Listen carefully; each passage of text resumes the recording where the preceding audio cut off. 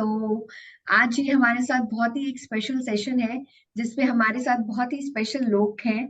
हमारे साथ हैं सोनाली मैम जो कि एसडीएम है रैंक 14। फिर और अभी हाल ही में हमारे साथ नीतीश सर हैं जिनका अभी हाल ही में सिलेक्शन हुआ है as a labour enforcement officer. और हमारे साथ हैं द सिविल्स के सुपर कोच।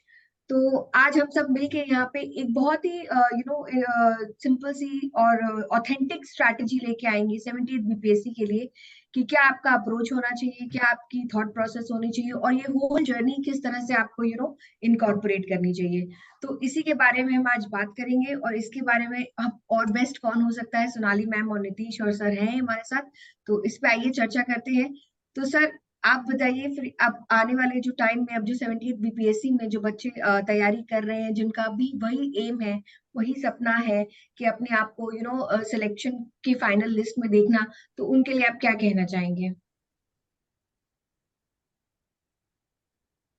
हाँ, तो मैं यही कहूंगा कि अभी जैसे कि 17th का एग्जाम होने वाला है और 17th के एग्जाम्स के साथ ये कि 68 का एग्जाम था और 69 का एग्जाम्स था।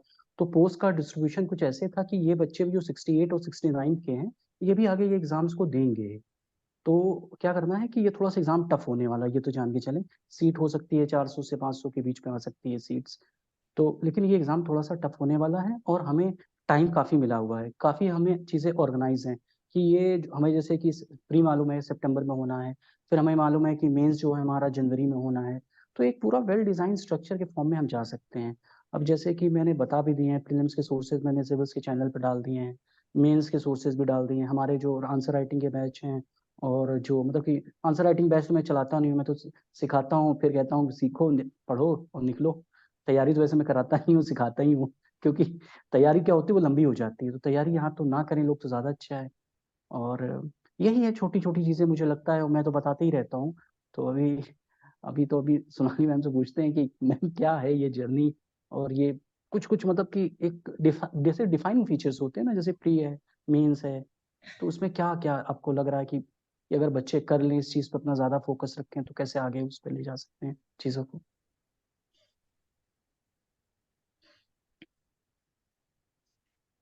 सोनाली तो फिर आप अपनी कुछ बताइए। जैसे सर ने अभी बोला कि सोनाली हमें अभी हाल ही में जिनका सिलेक्शन हुआ है और इतनी अच्छी रैंक इन्होंने सिक्योर करी है, रैंक 14 और एसडीएम के पद पे चयनित हुई हैं। तो ये हमें अपने साथ अपनी कुछ स्ट्रैटेजीज और चीजें बताएंगी कि किस तरह से प्रीलिम्स को मैनेज करते हैं फिर हम मेंस तक पहुंचते हैं। तो प्लीज आप बताइए मैम। सबसे पहले सिविल्स द सिविल्स के आप दोनों मेंटर्स को थैंक यू।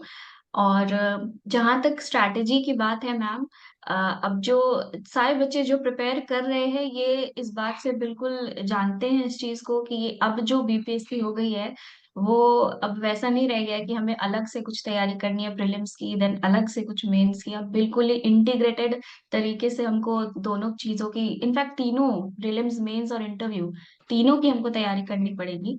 और स्ट्रैटेजी भी स्टूडेंट्स अब वैसे ही बनाने लगे हैं ज्यादातर।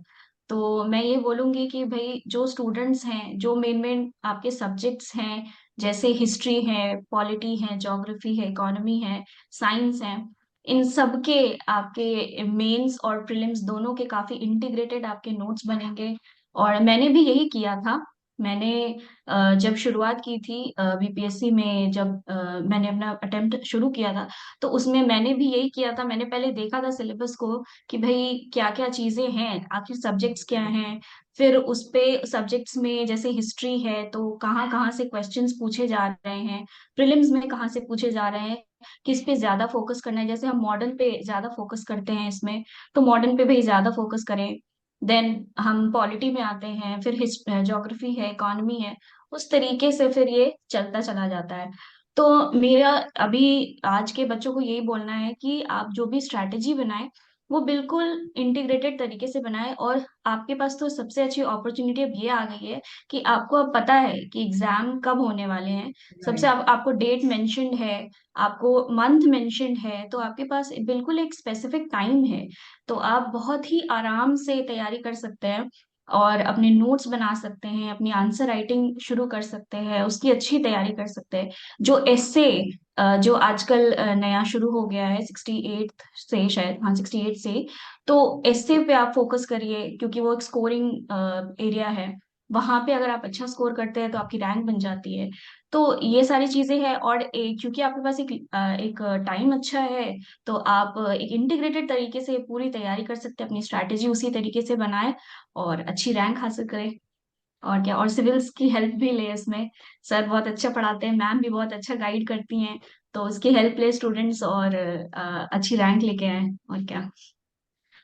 तो जैसे कि सोनाली ने बहुत अच्छी बात कही कि बहुत ही इंटीग्रेटेड वे में आपका अप्रोच होना चाहिए।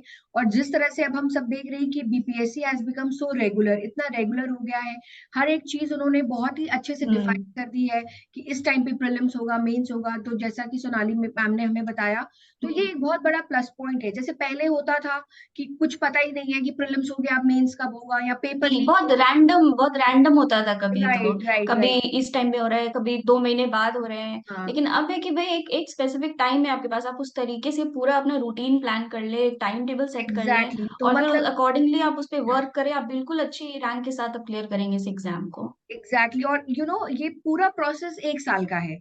1 साल आपने अगर अच्छे से हाँ मेहनत जी। कर ली, तो definitely with in a year आपको वो रिजल्ट मिलेगा और डेफिनेटली। आप उस लेवल तक पहुंचोगे। मिलेगा। राइट।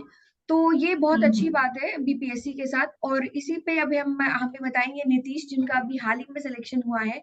नीतीश के बारे में मैं यही कहना चाहूंगी कि he is an example. He is an example उनके लिए कि अगर मेहनत करते रहो, आपको अपना जो गोल है वो जरूर मिलेगा, अचीव करोगे।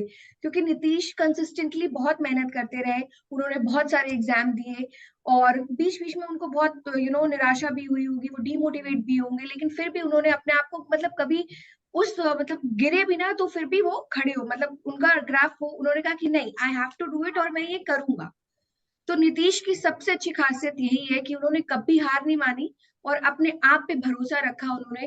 वरना कई बच्चे इतना मतलब कभी कभी क्या होता है कि रिजल्ट नेगेटिव आता है तो हार लेते हैं, मान जाते हैं कि अरे नहीं, हमारी किस्मत में नहीं है, मेहनत करने के बाद भी हमें नहीं मिल रहा है। पर छोड़ यहाँ देते हैं तैयारी, छोड़ छोड़ देते हैं। देते हैं वो। राइट मैंने भी एग्जैक्टली। बहुत स्टूडेंट्स को मैंने भी देखा है जो बिल्कुल छोड़ देते हैं तैयारी, कि भाई अब नहीं होगा, अब तो रहने देते हैं। हाँ और वही लेकिन टाइम होता है जब थोड़ी और तैयारी करने की जरूरत होती है। जरूरत होती है, क्योंकि आप एकदम एज पे हो, आप एज पे हो, बस आपको वो एज क्रॉस करना है।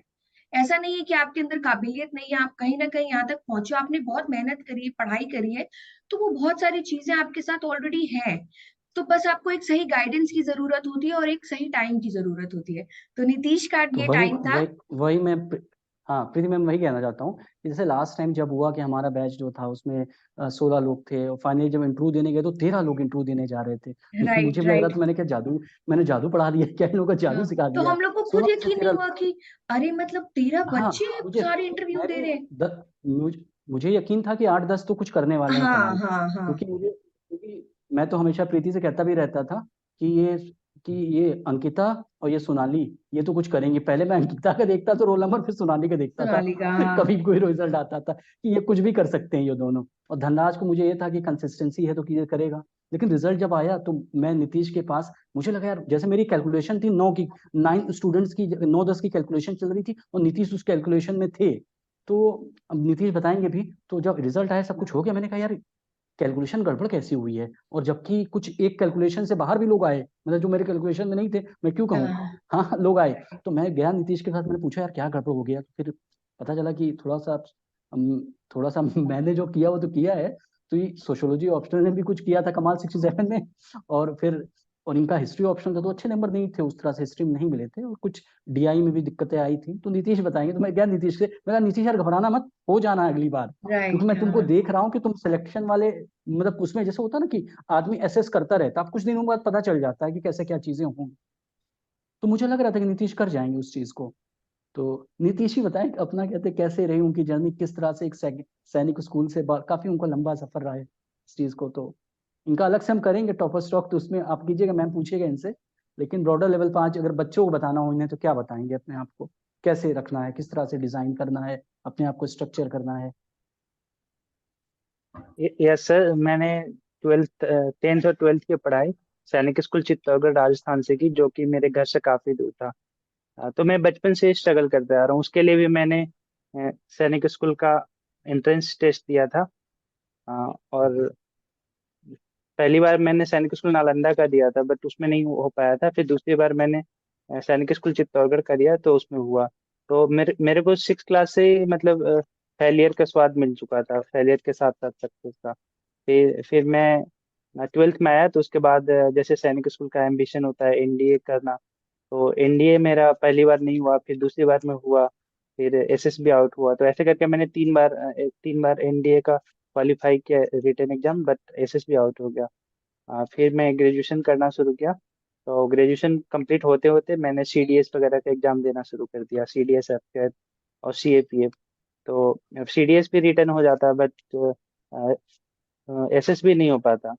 फिर मैंने UPSC CAPF AC assistant commandant का भी एग्जाम क्वालिफाई किया, और उसका इंटरव्यू तक गया, बट उसमें फाइनल मेरिट आउट हो गया था 2022 में। उसके बाद फिर मैंने लॉकडाउन टाइम में मैंने देखा एक 64 बीपीएससी का रिजल्ट आया था।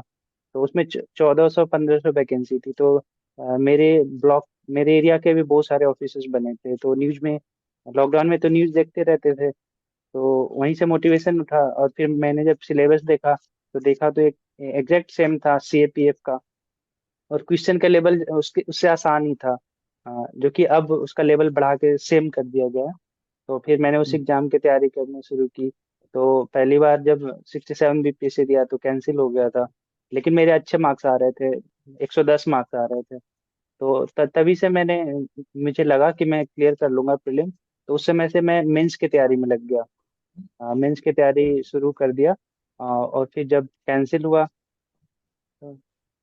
फिर जब दोबारा एग्जाम हुआ, तो अ, मैं मेंस का तैयारी कर चुका था, और प्रीलिम से मैं क्वालिफाई कर गया था, 109 मार्क्स थे, बीसी कैटेगरी से पास कर गया था।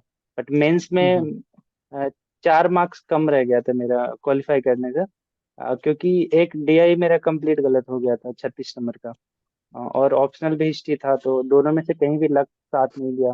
तो इस वजह से 67th बीपीएससी नहीं हो पाया। लेकिन 68 में तो मुझे पूरा भरोसा था अ, उसमें, क्योंकि मैंने जो गलती 67th में करी थी डीआई के साथ, वो इस बार नहीं किया।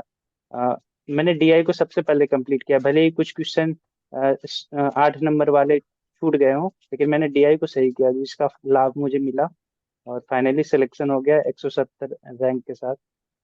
और आगे अभी लगे रहना है, आगे इसी पीपीएससी में अच्छे पोस्ट के लिए या फिर यूपीएससी के लिए भी तैयारी करना है। तो नहीं, जैसा अच्छी कि बात है नीतीश हाँ की। तो जैसा कि कुछ नीतीश कह ने बोला अभी कि ये तो जर्नी में एक स्टॉप था बीपीएससी, आगे उनका डेस्टिनेशन यूपीएससी है, और आई गेस सोनाली मैम के साथ भी यही है, उनका डेस्टिनेशन भी यूपीएससी ही है। और क्योंकि आप लोग हमारे साथ जुड़े हुए हो और द सिविल्स के सुपर कोच आपके साथ हैं, तो बस उनको छोड़ना मत, पकड़े रहना। जैसे हम लोग यहाँ तक बीपीएससी तक पहुंचे हैं, डेफिनेटली हम लोग यूपीएससी तक भी पहुंचेंगे। और आप वो आपका फाइनल डेस्टिनेशन होगा। बीच बीच में जैसे जैसे ट्रेन हमारी जा रही है, एक रास्ते में बीपीएससी का स्टॉपेज आया, वहां पे हम रुके थोड़ी देर, उसके बाद हम आगे पहुंच गए अपने डेस्टिनेशन पे, यूपीएससी पे। क्यों सर? हाँ, मैं यही कहता हूँ कि जैसे कि होता है ना कि जैसे कभी कभी छोटी छोटी खुशियां जो हैं वो बड़ी खुशियों की तरफ ले जाती हैं। तो मैं ऐसा भी नहीं कहूँगा कि बीपीएससी कोई छोटी खुशी है, लेकिन हाँ, ये एक खुशी है जो कहते हैं हमने एंजॉय कर ली है, और सब एक एक फेज में आ चुके हैं अपने। और भी सोनाली मैम ने तो काफी ज्यादा एंजॉय कर लिया है, काफी टाइम हो गया हमको ज्यादा नहीं हुआ था, अभी 2-3 महीने हुए हैं लेकिन नीतीश का तो अभी है, एंजॉय कर रहे हैं। हाँ, और नीतीश के साथ ये है ना कि देखिए अब स्ट्रगल है इनका, लेकिन ये क्लास 6 से आ गए हैं कि भैया हम स्ट्रगल कर रहे हैं। तो है अभी ये, इन्होंने कोई यूपीएससी का अटेम्प्ट भी नहीं दिया अभी, लेकिन स्ट्रगल कुछ पहले स्टार्ट कर दिया है। तो स्ट्रगल पहले स्टार्ट कर दिया तो जर्नी लॉन्ग है, लेकिन हो एक्चुअली गया उनका सर, इस मैं तरह से। यूपीएससी का फॉर्म मैं 2020 से ही भर रहा हूँ, बट तैयारी नहीं होती थी, तो मैं एग्जाम में बैठता नहीं था, मतलब अच्छा, सही करते थे आप। प्रीलिम्स की तैयारी तो थी, लेकिन मेंस की तैयारी नहीं थी, इसलिए मैं एग्जाम में नहीं बैठा। बट 2023 में बैठना चाहा था, बट उसी समय 68 बीपीएससी का मेंस आ गया था, 18 मई तक था। तो 10 दिन में फिर मैं सोचा नहीं हो पाएगा, तो इसलिए इस बार भी नहीं दिया। लेकिन होपफुली इस साल से दूं, नहीं तो नेक्स्ट ईयर, मतलब बेस्ट अटेम्प्ट होगा मेरा, बहुत अच्छे से तैयारी करके दूंगा 2025 में। हाँ, वो आप एक उसको सिस्टमेटिक कर लें चीजों को। रीजन ये है ना कि थोड़ा सा एक माइंड ऑफ पीस तो आ गया है कि भाई ऑफिसर्स बन गए हैं। अब क्या है कि हमको अगर कहीं और जाना है तो इससे अच्छा हम कर सकते हैं, क्योंकि देखो जीवन है वो हमेशा प्रगति की ओर ही जाने की कोशिश करता है। तो वो गलत भी नहीं है। अगर करना चाहता है तो आदमी को उसको आगे जाना चाहिए, रुकना कभी नहीं चाहिए। और क्या होता है कि अब सोनाली भी बहुत अच्छा बताएंगे मुझे इस चीज पर, कि आदमी बढ़ता रहता है, हाँ, गिरता है, उठता है, बढ़ता है, गिरता है, बढ़ता है। तो एक प्रोसेस है, वो चलता रहता है। आज कुछ भी यहाँ परमानेंट तो है नहीं, कुछ भी ना सक्सेस परमानेंट है ना फेलियर्स परमानेंट है। क्योंकि अभी जब एकेडमी में जाएंगे लोग तो वहां पर शायद उनके साथ 50 एसडीएम और भी होंगे।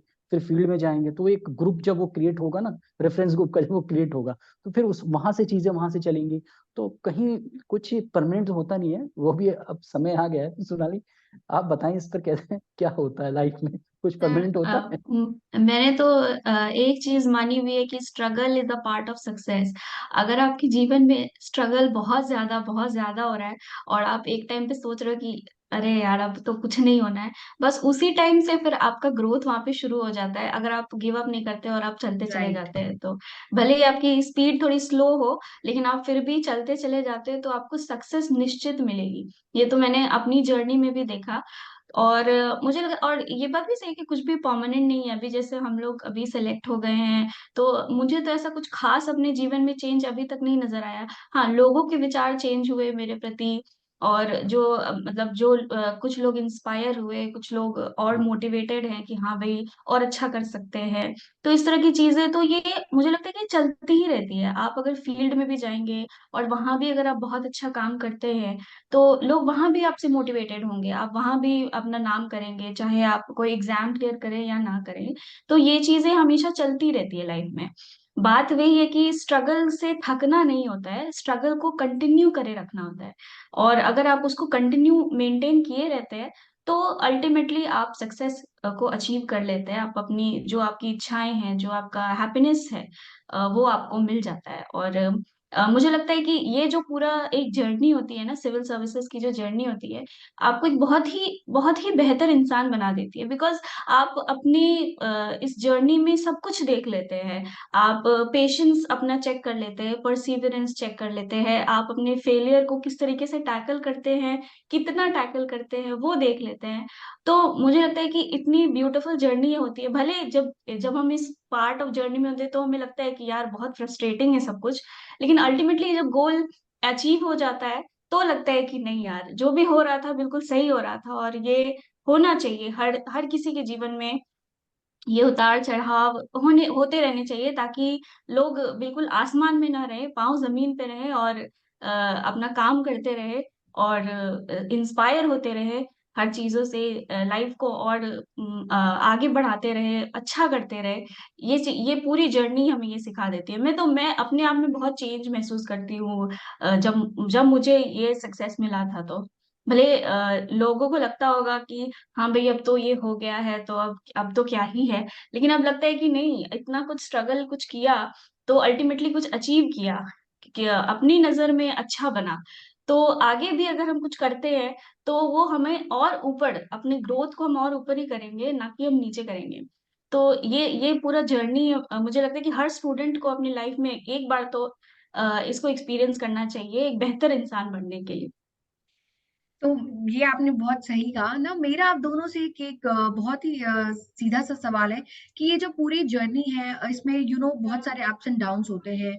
समटाइम्स आपको लगता है कि नहीं हो पाएगा, कभी कभी आप एकदम निराश हो जाते हो, कहते हो कि अरे नहीं यार छोड़ो, इससे अच्छा हम कुछ और कर लेते हैं।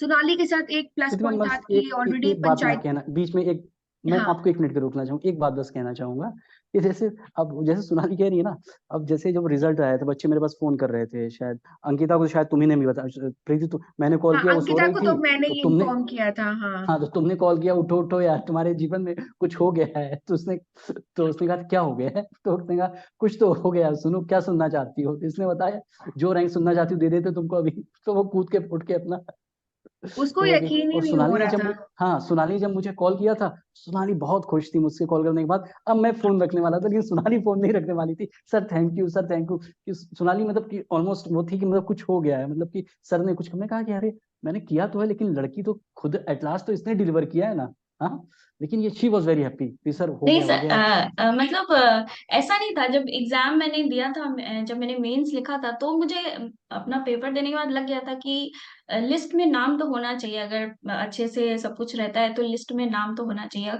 और फिर जब इंटरव्यू भी मेरा ठीक ठाक चला गया था, तो मुझे लगा था कि श्योर तो है कि कुछ तो हो जाएगा, ऐसा नहीं है कि खाली हाथ लौटूंगी। हाँ, लेकिन इतने अच्छे स्कोर की, मतलब इतने अच्छे रैंक की मुझे इतनी उम्मीद नहीं थी। और मुझे लगता है कि इसमें सिविल्स का बहुत बड़ा हाथ है, मेरे मेंस की पूरी जर्नी में भी एंड मेरी इंटरव्यू की जर्नी। क्योंकि आपको पता है कि इंटरव्यू के टाइम में मैं ट्रेनिंग में थी, मेरे पास हाँ, कोई ऑप्शन नहीं था कि मैं कहीं से कुछ नया सोर्स लाऊं या कुछ इंटरव्यू के लिए किसी से हेल्प मांगूं।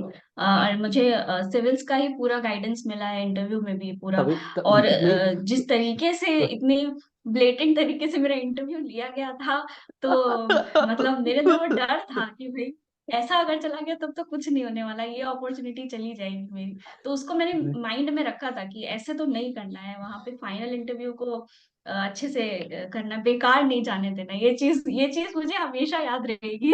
जब सर ने मुझे मॉक इंटरव्यू में फीडबैक दिया था, और मेरा पहला मॉक था और मैंने कुछ भी नहीं पढ़ाई की थी, क्योंकि ट्रेनिंग हमारा काफी रिगरस ट्रेनिंग होती थी।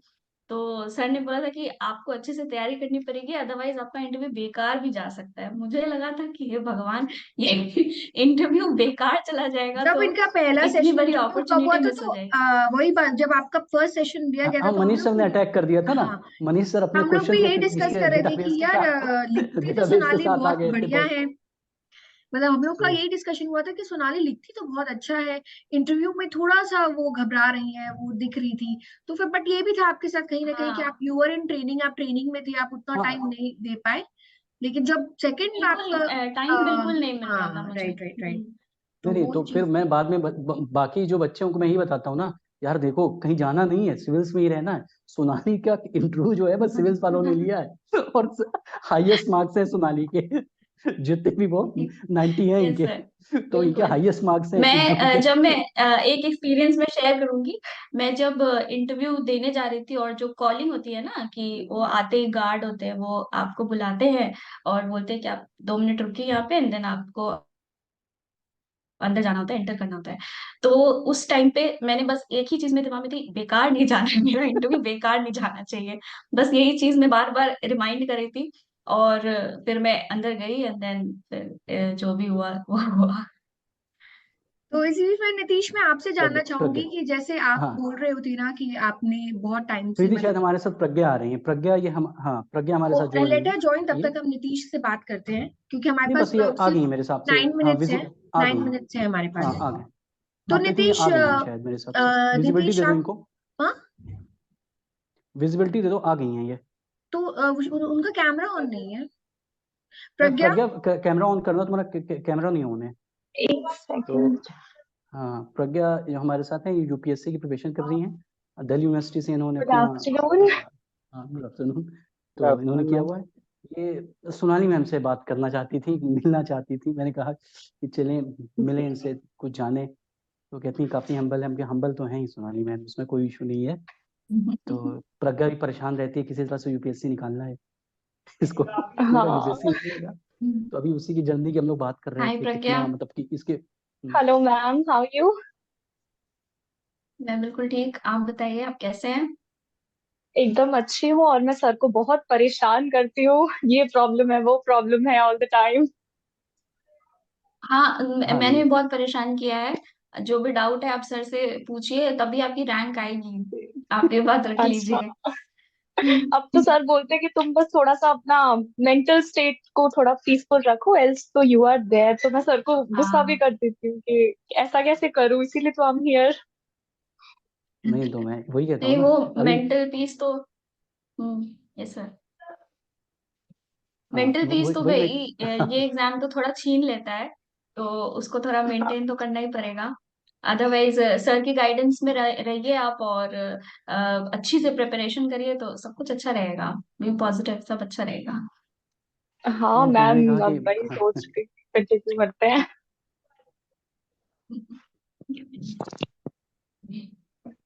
सर आपका माइक ऑफ है।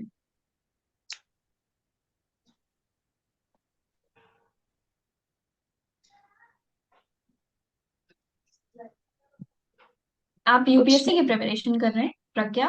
Yes ma'am, yes ma'am. Okay, first attempt? नहीं नहीं, second attempt, first attempt last year था। Okay, hmm. All the very best. Thank you ma'am. ठीक तो है, प्रज्ञा, आप कोई नहीं मैम, आपकी आप कंटिन्यू। यूपीएससी की जो तैयारी है, यूपीएससी की जो जर्नी है, वो कैसी जा रही है? मैम कैसी जा रही है, काफी सारे ऐसे इब्स एंड फ्लोज रहते हैं ऑल द टाइम। समटाइम्स काफी अच्छा रहता है, sometimes I feel to as well कि चीजें इन लाइन नहीं चल पा रही हैं सिंक्रोनी में जो होनी चाहिए। सो तो टू प्रज्ञा, इट। हमारे साथ नीतीश भी है, जिन्होंने अभी हाल ही में लेबर एनफोर्समेंट ऑफिसर उन्होंने बीपीएससी क्रैक किया है, और वो भी अपने साथ ओके। चीजें आप शेयर करेंगे, बताएंगे कि ये जो पूरी जर्नी होती है सिविल सर्विसेज की, बी इट यूपीएससी और बी इट बीपीएससी, एनीथिंग, ये जर्नी में किस तरह से यू नीड टू मोटिवेट अपने आप को, कैसे मोटिवेटेड रखना है, और कैसे किस तरह से मेंटल अप्रोच होना चाहिए, because mental status is very important. क्योंकि भाई यस टेक्निकल भी डेफिनेटली। हम देखते हैं, बिहेवियरल भी लर्निंग्स देखते हैं, तो हर चीजों को, तो उस पे नीतीश आप क्या कहना चाहोगे, आप क्या बताना चाहोगे? यस मैम, मैं अपने आप को मोटिवेटेड रखने के लिए सबसे पहले तो टारगेट सेट करता था। अ, दो तरीके से करता था। मतलब एक तो लॉन्ग टारगेट और फिर एक डेली वीकली टारगेट और डेली टारगेट। तो उसको मैं कंप्लीट करने की कोशिश करता था। और अगर मेरा टारगेट 70% या उससे ज़्यादा कंप्लीट हो जाता था तो मैं मोटिवेटेड रहता था। और एक और दूसरा चीज मैं फॉलो करता था कि जब भी मैं डिमोटिवेटेड या कम मोटिवेटेड फील करता था तो मैं घर पे बात करता था, या एक बार घर पे हो आता था, घर जाता था, फैमिली को देखता था कि पेरेंट्स स्ट्रगल कर रहे हैं, तो मुझे काफी मोटिवेशन आता था, फिर अपने पढ़ाई में लग जाता था। अच्छा तो सर, नीतीश, एक्चुअली मैं तो अपनी फैमिली के साथ स्टे कर रही हूँ अभी। ये बच्ची तो फैमिली के क्या साथ मैं रह रही है, तो फैमिली वालों को तो ये तो और भी अच्छी बात है ना, हाँ। कि योर फैमिली इज तो फिर कॉन्स्टेंटली आप देयर। ऑब्जर्व करिए। इट साउंड्स की फिर अच्छी बात है, बट आई फील कि all the time being with the family आप थोड़ा सा एक सेग्रीगेटेड आपको प्रेपरेशन करनी होती है, तो वो ज्यादा इंटीग्रेट हो जाती है। आप फैमिली का पार्ट भी है, इक्विटी इंपॉर्टेंस दे रहे हैं, तो आई फील सबके प्रोज एंड कॉन्स हैं। राइट, सबके प्रोज एंड कॉन्स होते हैं, everything has advantages as yes well ma'am. As disadvantages, हमें एग्जैक्टली देखना है मैम, कि हम हाँ, एवरीथिंग उसमें से हैज। व्हाट बेस्ट, हम उसमें जो से क्या निकाल नीतीश सकते जो हैं बात अपने कह लिए। रहे हैं ना, उसको ध्यान में रखो कि 70% हाँ, भी अगर आप कर लेते हो ना, मतलब कि आप एक सर्टेन अमाउंट ऑफ कर रहे हो यस ना, भाई 70% कर रहे हो ना। अब ये 100% तो अभी नहीं हो हम्म, पाएगा। गोल्स हैं, टारगेट्स हैं हंड्रेड जो भी परसेंट आपके कभी हैं। नहीं हो पाएगा। ये सोच के डिमोटिवेट भी नहीं होना कि हम मेरा 70% ही हो रहा है, 90% नहीं हो रहा। अगर आपका 50% से ऊपर है ना तो भी आप सेफ जोन में हो, क्योंकि यूपीएससी या बीपीएससी का जो भी कट ऑफ है 50% से ज्यादा कभी कभी जाता है या नहीं जाता है। तो आप मतलब ट्राई कीजिए कि 70% या उससे ज्यादा टारगेट कंप्लीट करें। लेकिन अगर नहीं भी हो तो आप डिप्रेशन में या फिर डिमोटिवेट नहीं होना। नहीं, इनके पास कोई चॉइस नहीं बची है नीतीश, सेवेंटी इनके पास परसेंट तो आई फील प्रज्ञा मैं के पास कर कोई चॉइस लेती नहीं हूँ। है। प्रज्ञा, तुम्हारे पास कोई चॉइस है नहीं। अब मैंने नहीं अब है तो सर, सबको दिखा बिल्कुल भी नहीं दिया है, है। देखो इसको ट्रेन कर रहे हो, हाँ, इसको टॉप 20 में लाना है मुझे। और इसे सबको दिखा भी दिया है आज कि अगर 2 साल भर बाद में इसका किसी का इंटरव्यू लूंगा, इसका मैम लेंगी ये, तो पता चलता रहे इसको कि भाई इसको इसके ऊपर जिम्मेदारी बढ़ गई है। तो अरे बिल्कुल सर, इस प्लेटफॉर्म की हाँ, जिम्मेदारी भी अब आपने दे दी। हाँ। सुलानी मैम, बताइए क्या कहना चाहेंगे अपने बीपीएससी के जो एस्पिरेंट्स तैयारी कर रहे हैं 17th के लिए फाइनली, क्या कहा जाए उनको कि किस तरह से अपने आप को एक तरह से मोटिवेटेड रखें और चैनलाइज करें, सोर्सेस पता है। बेसिकली ना, क्या होता है ना, मैंने बहुत बच्चों का ये अप्रोच देखा है कि पहले हमारा प्रीलिम्स हो जाए, उसके बाद हम मेंस देखेंगे। बहुत कम बच्चे ऐसे होते हैं जो पहले से अपना मेंस प्रिपेयर करने की वो सोचते हैं और फिर वो प्रीलिम्स जाते हैं ना। तो उनके बारे में आप क्या कहना चाहेंगी कि कि बहुत, क्योंकि अरे क्योंकि मैम मेरे पास बहुत अब फोन आते हैं, वो ये कहते हैं कि अच्छा हम तब ज्वाइन करेंगे, एक बार हमारा प्री हो जाए, या हम प्रीलिम्स के बारे में देख लें, क्योंकि अभी कुछ पता नहीं है। तो उनके बारे में आप लोग क्या कहना चाहोगे? सोनाली और नीतीश दोनों से मैं पूछ रही हूँ। मैम सबसे पहले तो स्टूडेंट्स को ये अब तो समझ जाना चाहिए कि बीपीएससी अब बहुत रेगुलर हो गई है और आपको एक फिक्स टाइम दे रही है प्रीलिम्स के लिए, मेंस के लिए, दोनों चीजों के लिए। तो आपको इंटीग्रेटेड तैयारी करनी ही पड़ेगी। और जब ऐसे पेपर इंट्रोड्यूस कर दिया है अपने एग्जाम में, मेंस एग्जाम में, एंड मेंस का भी लेवल इन्होंने काफी अच्छा बेहतर कर दिया है, तो आप अगर इंटीग्रेटेड वे में तैयारी नहीं करेंगे तो फिर दिक्कत है इस एग्जाम को क्लियर करने में। तो आपको प्रीलिम्स मेंस दोनों की स्पेसिफिक इंटीग्रेटेड तैयारी करनी है। और जैसे सितंबर का डेट दिया है इन्होंने, 38 सितंबर का शायद डेट दिया है इन्होंने हाँ 17 हाँ बीपीएससी बिल्कुल। का। तो आप उसे 2-3 महीने पहले आप स्पेसिफिक हो जाइए प्रीलिम्स को लेके। अदरवाइज आप पूरा फोकस डालिए मेंस पे और अच्छे तरीके से अपने एस्से राइटिंग पे फोकस करिए। रैंक लानी है तो एस्से अच्छा लिखना होगा, तो एस्से पे फोकस करें आप, और मेंस की बेहतर से बेहतर आप आंसर राइटिंग करें। एंड देन 2-3 महीने जब भी बचे तो आप उस पे प्रीलिम्स पे पूरा फोकस करिए। और फिर प्रीलिम्स को आप उसमें आप ये करिए, उसमें मैं उसको फाइनल टच दें उसको, आप यही कहना चाहते हैं। उसका फाइनल। नीतीश, हाँ जी, मैं मेंस नीतीश में ही हो आपकी जाता है। क्या राय है इस बारे में, मतलब आप क्या राय रखते हैं? सोनाली मैम ने ठीक ही कहा कि अगर ज्यादा टाइम है, 6 महीना या उससे ज्यादा टाइम है एग्जाम में, तो आप प्री प्लस मेंस स्ट्रेटेजी को फॉलो करें। लेकिन जब अगर बीपीएससी की हम्म। बात करें तो जब आपके पास 2 महीने का टाइम है, अगस्त आ गया, तो फिर आप केवल प्रीलिम्स का पढ़िए। और यूपीएससी की बात है तो 4 महीने के लिए केवल आप प्रीलिम्स का पढ़िए। और कोई भी टेस्ट सीरीज हम्म। ज्वाइन कीजिए, ऐसा नहीं कि जो बेस्ट कोचिंग है उसी का, किसी का भी ज्वाइन कीजिए, बीपीएससी के लिए कह रहा हूँ। लेकिन यूपीएससी के लिए थोड़ा स्पेसिफिक होना पड़ता है। तो आप कोई भी टेस्ट सीरीज ज्वाइन कीजिए 2 महीना पहले, या 2 या 4 महीना पहले। और और मैं हाँ, एक क्योंकि स्ट्रेटेजी शेयर नेगेटिव करना मार्किंग भी चाहूंगा। अभी आ गई है। हाँ एक जी, बोलिए। स्ट्रेटेजी मैं शेयर करना चाहूंगा कि आपके पास कितना भी वक्त हो, 1 महीना हो, 2 महीना या 6 महीना, तो उसको 2 पार्ट में डिवाइड कर लीजिएगा। जैसे 6 महीना है तो तीन तीन 3 महीना को 2 पार्ट में करेंगे, तो 3 महीना में एक बार हम्म। पूरा सिलेबस आप कवर कर लीजिए। और फिर बाकी बचा अगला 3 महीना, तो उसको भी 2 पार्ट में डिवाइड कर लेंगे, तो 1.5 महीना बचा। तो 1.5 महीना में फिर से एक बार। नीतीश, तो नीतीश हमें बता रहे थे कैसे हमें डिवाइड करना है टाइम को। तो नीतीश यस आप मैम। कंटिन्यू करिए। यस मैम, मैं बोल रहा था कि जितना भी वक्त हो, 1 साल हो या 6 महीना हो या 3 महीना हो, तो उसको फर्स्ट टाइम 2 हाफ में डिवाइड करें। अगर 1 साल हो तो 6 महीना में एक बार पूरे सिलेबस को कवर करेंगे, कंप्लीट करेंगे। फिर अगला 6 महीना बचा तो उसको 2 पार्ट में डिवाइड कर लेंगे, 3 3 महीने। तो उस 3 महीने में एक बार फिर से उस सिलेबस को फिर से कंप्लीट कर लेंगे। और जो अगला 3 महीना बचा, 1.5 1.5 महीना में डिवाइड कर लेंगे, फिर 1.5 महीना में फिर से सिलेबस कंप्लीट कर लेंगे। फिर बचा 45 दिन, तो उसको भी कर लेंगे 22 दिन और 15 दिन। तो इस तरीके से क्या होता है कि हमारा जो भी सिलेबस है, 5 बार कम से कम रिवाइज हो जाता है, 5 से 6 बार। तो इस स्ट्रेटेजी को फॉलो करके जाएं तो मुझे बहुत लाभ मिला। मैं हर बार यही करता था।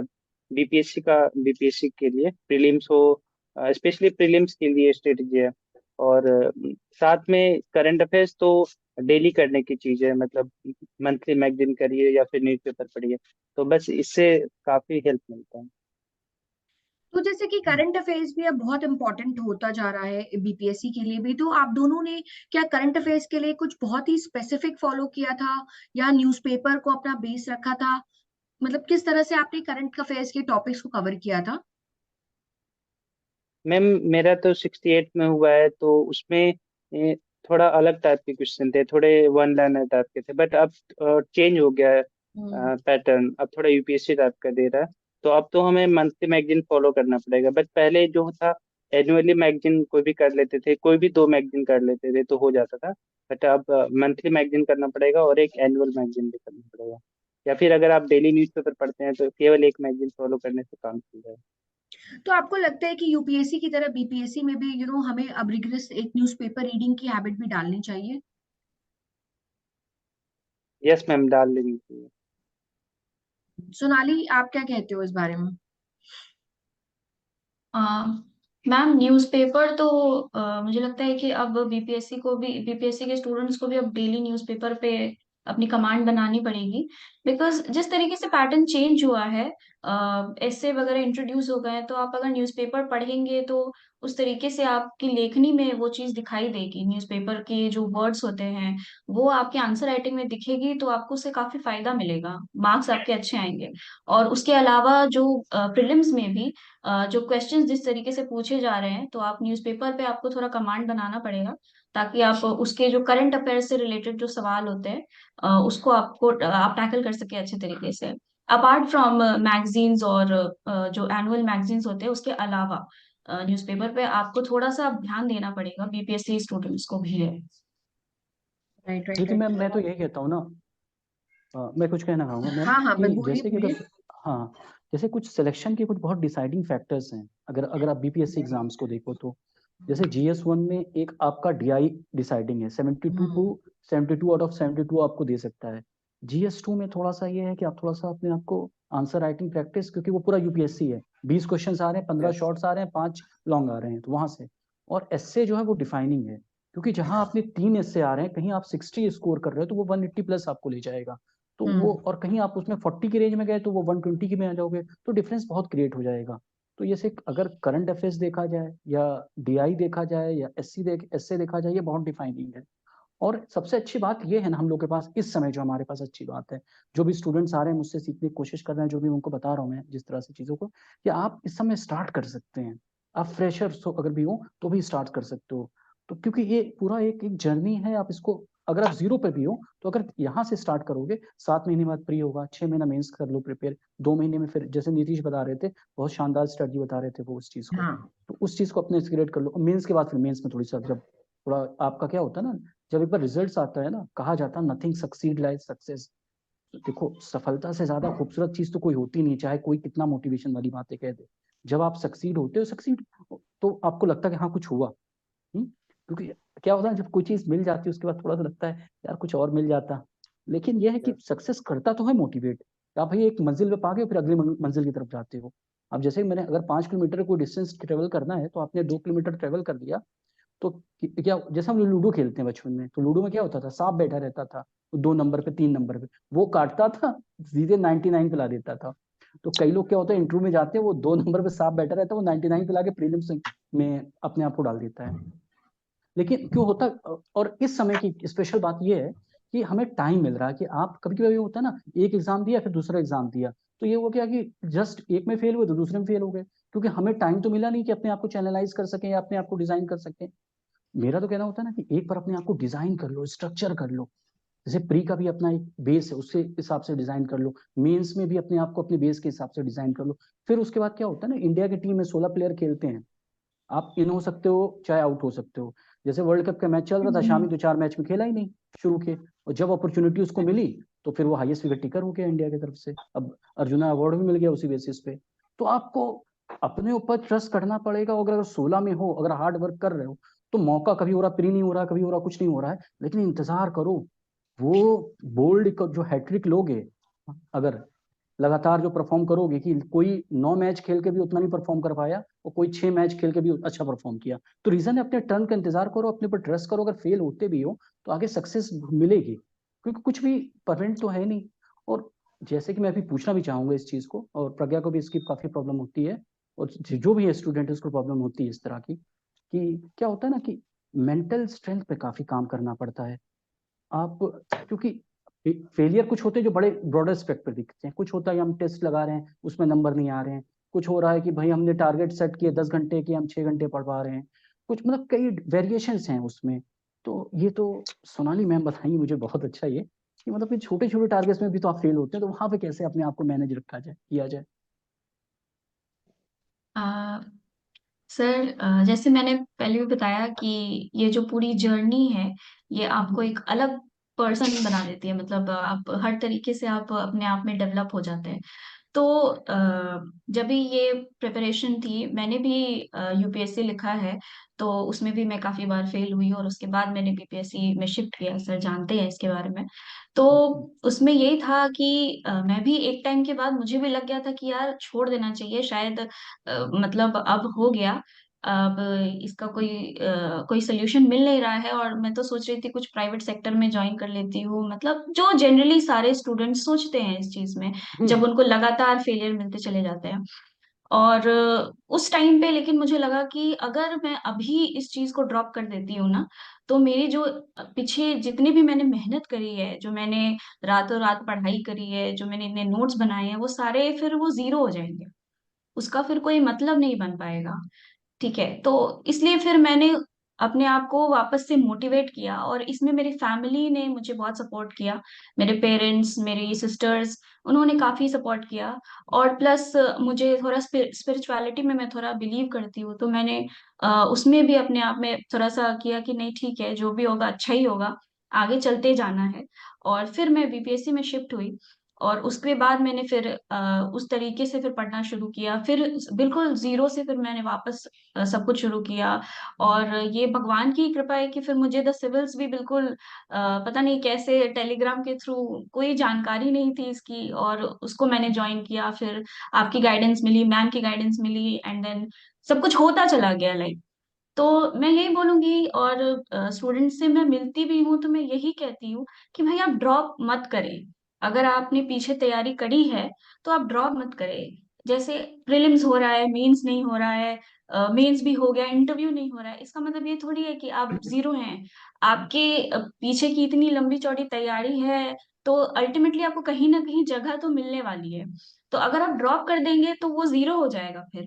जो अपॉर्चुनिटी आपको आगे इन फ्यूचर मिलने वाली थी, उससे आप वंचित रह जाएंगे। तो आप बढ़ते रहिए, धीरे धीरे ही सही, थोड़ी स्पीड स्लो हो जाएगी, लेकिन आप बढ़ते रहिए। और जैसे ही एक मौका, एक अपॉर्चुनिटी जैसी आपको मिलेगी, आप उसमें क्रैक कर जाएंगे, और फिर वो सक्सेस है, और दुनिया भी सेलिब्रेट करेगी आपको। तो आप डीमोटिवेटेड ना हो, जो भी हो सकता है मोटिवेट करने के लिए अपने आप को। आप अपनी पीछे की जर्नी से मोटिवेट होइए, अपने पेरेंट्स से मोटिवेट होइए, आसपास के जो भी आपके लोग हैं जिनके लिए आप कुछ करना चाहते हैं, आप उनसे मोटिवेटेड होइए। कुछ मतलब अगर आपने कुछ सोचा है कि ड्रीम है कुछ करने का, तो आप उसको सोचिए बार बार अपने माइंड में।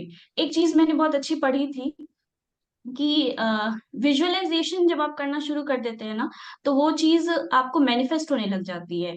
तो जैसे जैसे आप अपनी जर्नी में आगे बढ़ते चले जाते हैं ना, आपको वो चीजें आपके दिमाग में विजुअलाइज होने लगती हैं, और फिर as a result of manifestation वो आपको सामने दिखाई देने लगता है। और जब वो दिखने लगता है तो अल्टीमेटली वो रियलिटी हो जाता है। और ये चीजें मेरे साथ हुई थी, तो मुझे लगता है कि जो बच्चे कहते हैं ना कि मैम आप सक्सेस कर गई, या कोई रिलेटिव मिलते हुए थे कि वाह बड़ी अच्छी बात है। अच्छी बात तो है, लेकिन इसके पीछे का जो स्ट्रगल है वो किसी ने नहीं देखा, और कोई देखता भी नहीं है। जनरली वो सब सक्सेस ही देखते हैं। तो आप वो मत सोचिए कि भाई लोग क्या कहेंगे, और मैं तो बहुत बहुत निराश हूँ, फ्रस्ट्रेटेड हूँ, मेरा कुछ नहीं होगा।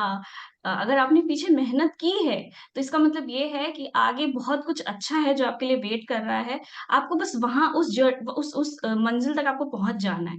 आप वहां पहुंचेंगे, और आप क्लिक कर जाएंगे, और सक्सेस मतलब बिल्कुल आपके साथ है। तो डिमोटिवेटेड कुछ मत रहिए, और थोड़ा स्पिरिचुअलिटी में भी बिलीव करिए। अगर आप मानते हैं किसी चीज को, तो आप उसमें भी बिलीव करिए, और अपने नॉलेज पे विश्वास रखिए, खुद पर विश्वास रखिए कि इतनी लंबी जर्नी हमने तय की है, तो कुछ ना कुछ तो होगा भी, कुछ अच्छा ही होगा। और बस लगे रहिए।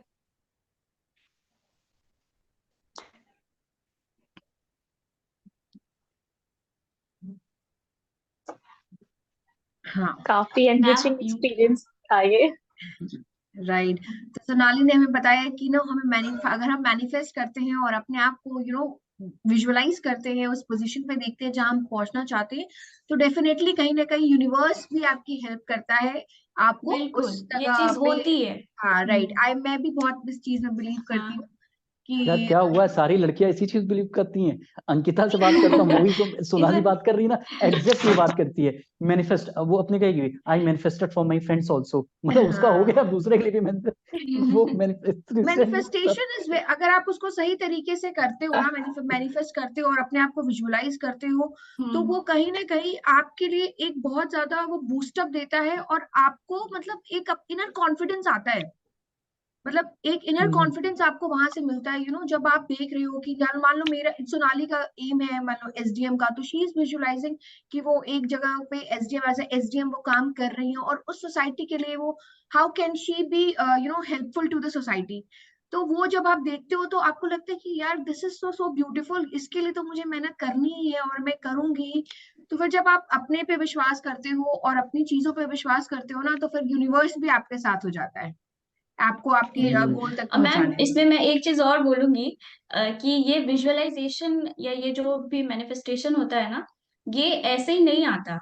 ये आप राइट। अगर ऐसे ही बिना कुछ किए बैठे और सोचे कि हाँ, हाँ भाई हम यहाँ चले गए, वो चीज तो कभी वो नहीं तो फिर आएगी। हाँ। वो अल्टीमेटली आपके हार्ड वर्क से ही आएगी। आपने राइट जो राइट रूटीन राइट। बनाया है, आपने जो टाइम टेबल सेट किया है, जब वो टारगेट आप अचीव करते चले जाते हैं और अल्टीमेटली आप अपने गोल के नजदीक पहुंचते जाते हैं, एक एक स्टेप बढ़ते जाते हैं, तो आपको फिर वो धीरे धीरे वो चीजें विजुअलाइज होना वो शुरू हो पिक्चर जाती थोड़ी हैं। और जैसे कहते हैं ना क्लियर होती जाती है। हाँ वो जी, धुंध जो क्लियर होती होती है जाएगी। फॉग तो होती है वो हटती अल्टीमेटली रहती है। इट इज, जी, ultimately it is only the hard work that pays. और वही आपको कॉन्फिडेंस भी देता है, वही आपको मोटिवेट भी करता है, वही आपको मैनिफेस्ट भी करवाता है। तो आप नीतीश सर ने बहुत अच्छा जो स्ट्रैटेजी बताई है, हाँ राइट। वो मुझे बड़ा लगता अच्छा है बताया स्टूडेंट्स को बहुत उसने। अच्छे तरीके से फॉलो करनी चाहिए उसको, और उसको फॉलो करिए और आप खुद में आप मोटिवेट हो जाएंगे। आपको कहीं और देखने की जरूरत नहीं पड़ेगी, आपके आप गोल से और नजदीक चलते चले जाएंगे और अल्टीमेटली आप क्रैक करेंगे एग्जाम। तो जो वही जो नीतीश ने जो स्ट्रैटेजी बताई है ना, वो एक बहुत प्रैक्टिकल लेवल पे एक स्ट्रैटेजी है, हम्म जिसको आप इजीली हम्म। फॉलो करके अपने एम्स और अपने टारगेट्स तक रीच कर सकते हो। इस तरह का नहीं। और मतलब मैं आप दोनों से ये पूछना भी चाहूंगी कि आप अपनी इस जर्नी में मतलब कितना टाइम इन्वेस्ट करते थे अपनी पढ़ाई में। एक था ना एक मिनिमम और मैक्सिमम नंबर ऑफ आवर्स होते होंगे कि नहीं इतना तो मुझे करना ही है, और बेसिकली जो भी तैयारी कर रहा है उस बच्चे को कितना टाइम इन्वेस्ट करना चाहिए अपनी पढ़ाई में, अपनी तैयारी में। नीतीश आप बताएंगे यस मैम। कुछ? मिनिमम मतलब अगर पूरे साल की बात करें तो कम से कम 6 घंटा होना चाहिए, 6 घंटा एवरेज। लेकिन जब आपका एग्जाम पास हो, डेट एग्जाम की डेट आ गए हैं, तो फिर मैं खुद तो 12 घंटा प्लस ही पढ़ता था। लेकिन अगर ये पूरे साल के एवरेज कैलकुलेट करें तो कम ही था। अ, तो एग्जाम के समय ऑफकोर्स हमें ज़्यादा ध्यान देना होता है, क्योंकि पीछे की चीज़ें भी रिवाइज करनी होती है। अ, अगर कोई एग्जाम का प्रेशर नहीं है तो फिर आप आराम आराम से करते रहिए, टारगेट कंप्लीट करते रहिए। And Sonali Pragya what say about पूछो, कोई यू? क्वेश्चन मैम पूछना हो। हम्म, हाँ हाँ यस। हाँ सर हाँ मुझे बोलिए तो बोलिए। लगता है हाँ अगर मैं बिल्कुल 6 आवर्स जिस हाँ, दिन बोलिए पढ़ सर। लेती हूँ तो मुझे लगता है मैंने कुछ भी नहीं किया है। एज इन मेरा अगर 70% भी टारगेट हो गया डिस्पाइट स्टडिंग फॉर 6 आवर्स, नहीं तो आज आई सुबह ही फील रो आज रही तो थी, ये सुबह ही बर्बाद हो रो गया रही थी, कह दिन। रही थी सर कुछ भी मैंने हो, कल आज सर ने नौ मुझे घंटे डांट भी दिया वो तो इसी नॉर्मल वजह है। से। ये 9 घंटे नहीं तो पढ़ने के बाद कहेगी मैं 9 घंटे। बट देन आपको डोंट यू खुद को हम्म, थिंक सेटिस्फाइड कि नंबर ऑफ सेटिस्फाई आवर्स से करना ज्यादा होगा। ये मैटर करता है कि हमने कितना क्वालिटी टाइम इन्वेस्ट किया अपनी पढ़ाई यस में? मैम, यस मैम, ये है ना ये नहीं क्योंकि होता क्या ये है होता है ना। खुद कि को हाँ मुझे सेटिस्फैक्शन, लगता है मेनली मैम आउटपुट, सेटिस्फैक्शन बहुत जी जरूरी है। मेनली, हम्म, ये मेनली मैं जो बोल रहा था। आउटपुट है ना वो मैटर करना चाहिए। जैसे राइट कुछ बच्चे हैं जो 6 घंटे 7 घंटे भी बैठे रहते हैं, लेकिन पढ़ाई उनकी जो आउटपुट एंड रिजल्ट जिसको राइट। बोलते हैं वो 1 घंटे या 2 घंटे की ही होती है। और कुछ ऐसे यस होते मैम। हैं जो 4 घंटे भी पढ़ा या 6 घंटे भी उन्होंने बहुत अच्छी पढ़ाई करी, तो वो 12 घंटे की पढ़ाई हो जाती है। तो हम्म। बहुत सारे टॉपर्स की भी आप देखेंगे, जैसे रोमन सैनी सर वगैरह हैं, वो बताते थे कि वो उनकी पढ़ाई जो होती थी वो रात की होती थी और काफी लिमिटेड उनकी स्टडी होती थी। स्टिल वो काफी कुछ कर जाते थे उसमें, बुक्स वगैरह उनकी कंप्लीट हो जाती थी और आईएएस भी उन्होंने क्लियर किया था। तो हम्म। और कुछ ऐसे स्टूडेंट्स होते हैं जो बस बैठे हैं, लेकिन पढ़ाई कुछ हो ही नहीं रही है, कुछ पता ही नहीं है, कभी फोन चल रहा है, कभी कुछ और डिस्ट्रैक्शन, कभी कुछ और। तो ये सपने बहुत बड़े हो ही जाते हैं ना, मेहनत से नेचुरल ज्यादा चीज बड़े है। सपने हो जाते यस हैं। मैम। अच्छा सपने हाँ बड़े तो हो जाते हैं हाँ, कुछ मेहनत से मैं डे ज्यादा। आपसे भी ड्रीमिंग भी हो पूछना जाती है कुछ चाहूंगी कुछ। नीतीश आप मतलब जब भी पढ़ाई करते हो, ये क्योंकि ये सबके साथ होता है, ठीक है? हम पढ़ाई यस मैम। करने बैठे हैं जो भी है, तो डिस्ट्रैक्शंस भी बहुत होते हैं। तो यस आप मैम। उन डिस्ट्रैक्शन से कैसे ओवरकम करते थे? मैं क्या करता था ना, मैं लाइब्रेरी में पढ़ता था और फोन को मैं रूम पे छोड़ के चला जाता था मैं। तो बस इससे फिर फिर हो कोई गया। डिस्ट्रक्शन नहीं आता था। और बीच बीच में 2-3 घंटा में ब्रेक लेता था, तो मैं रूम पर आके फोन देख लेता था, फिर वापस वहीं छोड़ के लाइब्रेरी चला जाता था, ऐसे करता था। Right right right. तो प्रज्ञा, कोई अभी ना, क्वेश्चन पूछना हो तुमको, तुम पूछ लो। नहीं सर, मुझे तुम्हारे अपने सबका डिस्कशन अच्छा लग रहा है, सब नहीं नहीं, तुम एक्सपीरियंस अपने क्वेश्चन पूछ डिस्कशन लो, तुम्हारे दिमाग चल में रहा जो है। हाँ, तुम्हारे दिमाग में चलती अच्छा, व्याख्याएं वो मुझे पूछ लो।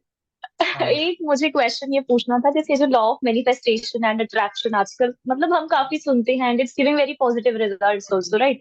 बट आई फील कि जैसे मैंने लास्ट ईयर बहुत मेहनत की थी, जेन्युइनली मैंने बहुत मेहनत की थी, जैसे hard work, ma'am Sonali ma'am बता रहे थे कि hard work will pay of, ठीक है, आपको उससे मोटिवेट होना है। तो रादर अब वो चीज मुझे डीमोटिवेट कर देती कि यार मैंने इतना हार्ड वर्क किया, still I got next to nothing, I am still sitting in this room, ये टेबल चेयर ये सब मतलब बहुत मोनोटनी लगती है मुझे। So rather than motivating factor, वो एक डीमोटिवेटिंग फैक्टर हो जाता है मेरे लिए कि यार कुछ हो ही नहीं रहा है, पता नहीं क्या प्रोग्रेस है। ऐसे टॉयज जैसे थोड़ी बन के चलना है कि बस प्रोग्रेस होगी 5 साल बाद, तो इट वोंट गिव सेंस ना। अगर जैसे पानी, मुझे प्यास आज लगी है, मुझे पानी कोई 10 दिन बाद दे तो उसका कोई सेंस नहीं बनेगा ना। तो मुझे वो चीज थोड़ा सा मतलब मुझे ऐसा मेरी पीस को डिस्टर्ब कर देती है। सो नहीं, नए बच्चे जो हमारे 2 मिनट नूडल्स वाले हैं ना ये लोग, तो नहीं ऐसा होगा, ऐसा भी नहीं है जैसे 2 मिनट नूडल्स, टाइम मैं लगेगा। काफी टाइम से हाँ, प्रिपेयर कर रही हूँ। अच्छा, सोनाली हार्डवर्क मैम के बताइए, साथ मैम साथ नीतीश बताइए पेशेंस बताइए। भी नीतीश चाहिए। कुछ बोलना चाह रहे आपको हैं ना। पेशेंस तो रखना, आपको हाँ पेशेंस तो रखना हाँ, पड़ेगा मैम। सक्सेस सिविल हाँ कभी भी आ सकता है, जी। हो सकता है नेक्स्ट ईयर आ जाए या इस साल 2024 में आ जाए। तो पेशेंस रखना चाहिए, रखना पड़ेगा आपको, और खुद को वही सर। सेटिस्फाइड करना प्रज्ञा, पड़ेगा। आप जो भी कर रहे हैं, आप उससे सेटिस्फाइड रहें कि मैं अच्छा कर रही हूँ। अगर आप मैं ऑनेस्टली नहीं मेहनत रहती कर रहे हैं तो सेटिस्फाइड, मुझे तो लगता है नहीं, सेटिस्फाइड मैंने पढ़ा ही होना नहीं है चाहिए। इतना, मैं सेटिस्फाइड खुद से ही नहीं रहती, मैं सर को इसलिए तो now इतना see, पका देती हूँ now सर, here नहीं हो रही। Pragya, you are contradicting yourself. अभी आप you're saying कि you are not satisfied with the way you study, and अभी you said कि आपने हम्म, बहुत मेहनत करी और फिर नहीं हुआ। So ये जी दो जी चीजें, जी। you know how this is contradictory ना। एक तरफ से you are saying कि यार मैं उतना नहीं पढ़ती, and on the next hand you are saying कि यार मैंने बहुत पढ़ा but मैं कहीं मतलब I didn't got the result, मुझे कुछ नहीं मिला। तो देयर इज समथिंग, कुछ तो है जो टूट रहा है, जो छूट रहा है, या there is some minus point, कुछ तो कहीं गड़बड़ है स्लाइटली। ये ऐसा नहीं है कि कोई बहुत ज्यादा गड़बड़ हो सकती है, they can be a minor minor thing और डिफिकल्ट, कुछ भी ऐसा छोटा मोटा हो सकता है। तो उसके लिए आपको क्या करना है ना, you need to be very patient. आपको बहुत पेशेंटली कामली, एंड सबसे बड़ी बात जो होती है ना, trust your self, trust your inner capabilities, and have faith in your self. जब आपको अपने ऊपर विश्वास होगा ना कि यार नहीं ठीक है, मैंने नो मैटर व्हाट, हाँ मैंने बहुत हार्ड वर्क किया, मुझे नहीं मिला, बट देन ठीक है ना, इट्स ओके, हो सकता है कहीं पे बहुत थोड़ी सी कुछ मेरे अंदर कमी रह गई हो। एनालाइज योर हाँ, सेल्फ, एनालाइज योर सेल्फ। आप अपने आप को एनालाइज करो, चीजों को एक कंपैरेटिव एनालिसिस करो, खुद का ही करो, यू नो कि where are you going right, where are you going wrong. उसके बाद फिर कम टू अ कंक्लूजन कि ओके ये सारी चीजें हैं, अब मुझे इस तरह से ऐसे फोकस करना है ताकि जो मेरी मिस्टेक्स पहले हुई है वो अभी ना हो, है ना। तो ये सारी चीजें जो होती हैं, ये आप खुद मतलब जितना आप बेटर अपने लिए करोगे, क्लियर रखोगे ना, अपनी पिक्चर क्लियर रखोगे ना, तो डेफिनेटली आपको मेहनत करने में भी मजा आएगा, और आपको अपना गोल भी और अपना रिजल्ट भी डेफिनेटली मिलेगा। सोनाली, ये बेसिकली ये सॉरी पूछना मैम, चाहती, इनके दिमाग में क्या सॉरी चल रहा मैम, है, मन बहुत आई भागता हैव है, टू गो। मन बहुत भागता है नीतीश आपको इनका, जाना कि है वो मन नीतीश? कैसे रुके। यस मैम, पापा अच्छा बुला रहे हैं। ठीक है, अच्छा कोई ठीक है बात नहीं नीतीश, आप हो नीतीश, गए, थैंक यू सो वेरी पापा से much. Mill. You know Nitish ने टाइम निकाला, अभी कुछ टाइम पहले ही, नीतीश की दादी जी की भी मतलब डेथ हो गई, that is very unfortunate. But उसके बावजूद भी नीतीश ने हम सबके लिए टाइम निकाला और अपना टाइम दिया हमारे को, उसके लिए I am really very thankful to you Nitish, thank you so very much, and wishing you all the very best. आप एकदम अच्छे से सर्विसेज में भी अच्छा करें, और हमारा जो फाइनल डेस्टिनेशन है हम लोग वहां तक भी पहुंचे।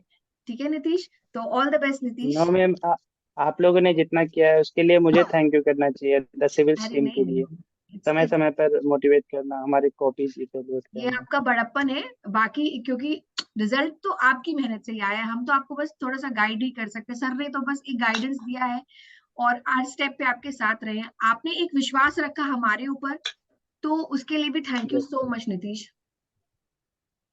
Okay ma'am, thank you, have a nice day. Thank you. ठीक है नीतीश, बाय। हाँ सोनाली मैम, मन भागता है, क्या करें, समस्या यहाँ है।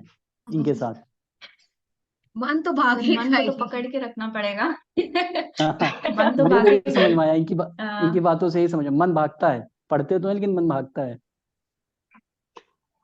नहीं प्रज्ञा, जैसे मैंने सुना आपको ऐसे फटाफट रिजल्ट चाहिए। देखिए आप सिविल सर्विसेज में हैं, और इसका सबसे बड़ा मोटो यही है कि ये आपके पेशेंस को ही चेक करेगा। आप कितने भाई पेशेंट हैं ये आपको बहुत गंदे तरीके से चेक करता है यहाँ पे। ठीक है, तो यहाँ पे आपको इसको बताना है कि नहीं, मैं पेशेंट हूँ, मुझ में परसिवियरेंस है, मैं अपने आप पे बिलीफ रखती हूँ और मैं ये कर सकती हूँ। ठीक है। और जहां तक बात है कि मन भागता है, तो मन को हमेशा पकड़ के रखना है और कहना है उससे कि मुझे रिजल्ट चाहिए, मुझे रैंक चाहिए, मुझे खुद को दिखाना है दैट मैं कुछ कर सकती हूँ। और उसी के साथ आपको तैयारी करते चले जाना। और जहां लगे ना कि भाई मैं बोर हो रही हूँ, मुझे फ्रस्ट्रेशन आ रहा है, या कुछ भी ऐसा हो रहा है, जस्ट आप उस दिन को याद करिए जब आपने तैयारी शुरू की थी और आपने ये सोचा था कि मैं इसको क्रैक कर लूंगी। जैसे आपने बोला ना कि आपका फर्स्ट अटेम्प्ट था, आपने बहुत मेहनत करी थी और आपका क्लियर नहीं हुआ। तो ऐसा मतलब मेरे साथ तो कई बार हुआ ऐसा। मतलब मैं तो गिरते गिरते गिरते यहाँ तक पहुंची हूँ। तो सर जानते हैं इस चीज के बारे में। तो मुझे तो अब लगता है कि जैसे कोई भी अगर एग्जाम है, अगर उसमें मैं फेल भी कर गई तो मुझे लगा कि नहीं यार, एक बार और ट्राई करते हैं ना, एक बार और ट्राई करते हैं। बिकॉज पीछे की जो मेहनत है ना आपकी, वो आपको कभी लेट डाउन होने ही नहीं देगी। वो आपको कभी ये बोलने ही नहीं देगी कि नहीं मैं नहीं कर सकती हूँ। बिकॉज आप मुझे लगता है आपको भी ये चीज एक्सपीरियंस होती होगी। जब भी आप ऐसा सोचते होंगे, चलो 1 घंटे 2 घंटे के लिए माइंड चलो डिस्ट्रैक्ट हो गया, हम बहुत डिप्रेस हो गए, हमने इतनी मेहनत करी कुछ नहीं हुआ, लेकिन फिर होगा यार, बचा ही क्या है, करना तो हाँ, यही एक बार और है ट्राई ना, करते ही हैं, करना तो अच्छे यही से है ना। लगता और है। ये जो यूपीएससी की एग्जैक्टली। प्रिपरेशन होती है ना, ये एक विशियस सर्कल है। आप अगर इसमें फंस मैम गए ना, तो चाह यही के तुम बहुत निकल नहीं यही सकते लगता हो और है, छोड़ नहीं सकते हो। यही मन लगता करेगा, है अब। छोड़ लेकिन नहीं वो जब सकते आप। टाइम आता है ना, अरे नहीं यार करते हैं, एक बार और करते हैं, तो वो करते पुश हैं, अपने हाँ आप एक हो बार और जाता ट्राई है। हाँ करते हैं। हाँ, यही तो जैसे मेरा बस जब यही इसी रिजल्ट को आया ध्यान था, में रखना है। तो मेरे मतलब मैंने फादर को बोला कि मेरा नहीं हुआ, मतलब एवरीबडी वाज सो एक्साइटेड कि चलो हो जाएगा अच्छा, उन्होंने दे हैव सीन कि भाई उसने मेहनत की है इन एवरीथिंग, राइट तो राइट। सब कुछ। बट फिर मेरे फादर ने बोला कोई बात नहीं, लेट्स ट्राई अगेन। तो मैंने उनको सुन लिया एंड आई वाज ओके, ठीक है चलो ट्राई अगेन, ऑब्वियसली करना ही है नेक्स्ट टाइम भी, जब यही एम है आपका स्टार्टिंग से। यही बट देन आई यही डोंट तो नो सबसे वो बड़ा मोटिवेशन है। लगता है, फिर मैम वो जून में रिजल्ट आया था, देन अगस्त सितंबर में I don't know what happened, मेरे ऊपर क्या हो गया, एंड आई वाज लाइक ये सब इतने इजीली बोल देते हैं ट्राई अगेन, आस्क मी। जब मैं वही बुक्स को नेक्स्ट 20 टाइम्स पढ़ने के बाद भी मुझे 21st टाइम उठाना है, मैं किस पेन से दोबारा हाईलाइट करूँ, दोबारा नोट्स बनाऊं, सो no that started to like मैं छोड़ दूंगा तुम लोग को बहुत पढ़ाने अंडर जाना। कर दिया। 10 साल से कहते यही बहुत चीज अंडर। देख रहा हूँ। वही कह रहा हूँ, छोड़ दूंगा पढ़ाना मुझे आना। एनीवेज 10 साल से सर, यही चीज देख रहा मेरा आपसे एक क्वेश्चन है। लाइक अगर हम बीपीएससी हूँ। की हाँ बात कर रहे थे, डिस्कशन कर रहे थे, तो हाँ। बीपीएससी में भी वी हैव जीएस 1 और जीएस 2, ठीक है। हम्म, तो जीएस 1 में सबको पता है कि बहुत बच्चों की क्वेरी रहती है। जीएस 1 जो है स्टैटिक रहता है, उसमें हम्म, हमें पता है कि हिस्ट्री हो गया, क्या क्या आएगा। बट जीएस 2 जो अब हो गया है, ये बहुत अनसर्टेन हो गया है। ठीक है, इसमें बहुत ही अच्छी और अच्छे टॉपिक्स, करंट के टॉपिक्स आ रहे हैं। तो बहुत सारे बच्चों को यहाँ पे प्रॉब्लम होती है कि सब हाँ यही मैम एक कहते देख, हैं कि जीएस 1 जैसे हमने कर जीएस लिया, वन, पर जीएस 2 हाँ नहीं हो पा रहा था। तो हाँ उनको मैं किस बता तरह देता हूँ। से वो करना चाहिए? देखिए GS1 में है जहाँ पे, यहाँ पर एक हिस्ट्री का सेक्शन है, एक DI का सेक्शन है, तो ये आपका थोड़ा स्टैटिक टाइप का है। और तीसरा जो है करंट अफेयर्स है, और करंट अफेयर्स को एनालाइज करोगे, जैसे मैंने तो पूरा हिट किया ऑलमोस्ट, उसमें 7 8 क्वेश्चन आए थे, 7 मैंने जो शीट दी थी हाँ उसमें से आया, एग्जैक्ट छप गए थे। हाँ। एक वेज रिपोर्ट का नहीं आया था, बाकी सब छप गए थे। तो वो तो रीजन हमारे ये है कि स्टूडेंट्स के लिए फायदेमंद था ना। बाकी जो हमारे साथ नहीं हाँ जुड़े हैं, वो बेचारे कहीं ना कहीं, नहीं मतलब उनकी भी नहीं, क्वेरी मैं उनको रहती बता है। देता हूँ, मैं हाँ बता देता हूँ कि मैंने एनालाइज किया था ना, वो पेपर 1 में भी वो पॉलिटी के करंट पूछ रहे थे। तो मेरा ये एनालिसिस था, और वही उन्होंने फिर रिपीट किया। 68 में भी उन्होंने वही किया, और 69 में भी वही किया, वो पॉलिटी के करंट पूछने लगे। तो हमने पॉलिटी के करंट कराए थे, वहां से उन्होंने कर लिए। तो यही है, कोई स्टैंडर्ड मैगजीन, अगर कोई विजन वाजीराम कुछ भी, कुछ स्टैंडर्ड, अब अपने आप को सेग्रीगेट नहीं कर सकते किसी से कि ये बीपीएससी है, यूपीएससी है, जहां से जो अच्छा है वो ले लो। तो मैं यही सब कहता कुछ ही हूँ पढ़ना कि है। हाँ, सक्षम Yes, sir. बनो, सशक्त बनो और सिलेक्शन की तरफ दौड़ जाओ, ये करना है। GS2 की जहां तक बात है मैम, ये करंट पर्सपेक्टिव का है, पॉलिटी है यहाँ पर आपका इकोनॉमी है, यहाँ पर डिसास्टर मैनेजमेंट है, साइंस टेक है, आपका 15 क्वेश्चंस हैं, पांच जो 8 नंबर और 7 नंबर के क्वेश्चंस हैं उनको लिखने का अलग पैटर्न है, तो वो मैं बता रहा हूँ और मैं देता भी रहूंगा। और जहां तक और एस्से का तो मैं परफेक्शन कर ही देता हूँ, परफेक्ट ऑलमोस्ट आदमी को उसकी नेचुरल टेंडेंसी से, तो वो चीज मैं करूंगा। और जहां तक बात प्रीलिम्स की है, तो वो अंकिता ने भी अपनी स्ट्रेटजी शेयर कर रखी है, पूरे क्या सोर्सेस क्या, क्योंकि उसके भी ऑलमोस्ट 68 में भी 98 मार्क्स थे, 69 में भी अंकिता 101 थे। Was one of the students जो हमेशा ही एकदम सेफ जोन में आके बैठी रहती थी, अपना 100+ उसका हो गया है। नहीं, वो जो कहती है ना कि प्री मेरा स्ट्रांग है, तो वो कहती तो सही थी, लेकिन राइट, मैं कहता हाँ। था मेंस और भी स्ट्रांग है, मेंस और भी अच्छा कर सकते हो, तो किया भी उसने, रैंक 3rd है। और जैसे मैं इस बार देख रहा हूँ टॉपर्स की कॉपी, तो ठीक है, जो भी थोड़ा 68 हल्का सा स्लाइड थोड़ा सा इजी था, क्योंकि काफी बच्चे दिए नहीं थे। अब 70th में तो फाइट होगी कायदे से, वो मैं कहना चाहूंगा। तो यही है कि अपने आप को डिजाइन करो, स्ट्रक्चर करो, जो भी चीजें मैं बता रहा हूँ या किसी भी सोर्सेस से मुझे पता चल रहा है उससे वो करो, जो चाहे सोनाली हो, चाहे अंकिता हो, चाहे और भी जो अभी जो लोग, मतलब कि जिन्हें लग रहा है कि आपको कि आप कुछ सीख सकते हो या समझ सकते हो, उनको भी सुनो, कुछ सीखने को मिलता है। ऑल ओवरऑल तो यही है कि अपने छोटे छोटे कदम लो, जैसे आज स्टार्ट कर रहे हो, ये मत सोचो कि आज ही सब कुछ हो जाए, एक एक कदम आगे बढ़ाओ कि भाई कुछ सेक्शंस हमारे हैं, जैसे GS1 टू GS2 अगर देखोगे 6 सेक्शंस हैं, सोनाली मैम भी जान रही है इस चीज को, 6 सेक्शंस हैं, तो उस 6 सेक्शंस में एक एक सेक्शंस में घुसो धीरे धीरे, फिर अब आप एसए में घुसो। तो रीजन ये है कि आप GS1 GS2 एसए धीरे धीरे करते रहोगे और आपका एट लास्ट हो जाएगा, फाइनली आपका हो जाएगा, क्योंकि आप सारे सेक्शंस में आप घूम गए हो। और जहां तक प्री की बात है, क्योंकि मैं मेंस का बेसिकली बहुत ज्यादा कराता हूँ, तो प्री का भी मैं BPSC का मैं भी कराऊंगा कुछ दिन में, उसके मैं MCQ की इनकी क्यूज मैंने सोर्सेज मैंने दे रखे हैं, वो कैसे पढ़ने हैं क्या करने हैं वो बताया जाएगा। और प्री का भी मैं चीजें बता दूंगा कैसे क्या करनी, क्यूज भी करा दूंगा, टेस्ट सीरीज भी करा दूंगा। और वो ऑलमोस्ट मैं जो भी कराऊंगा बहुत सस्ते में कराऊंगा मैं, तो वो तो प्लेटफॉर्म चलाने की जो फीस लेनी पड़ती है वो लेता होता हूँ, अल्सवाइज कोई प्रॉफिट एंटिटी की तरह काम भी नहीं करना, एक लर्निंग प्लेटफॉर्म है, उसी तरह से काम करेगा।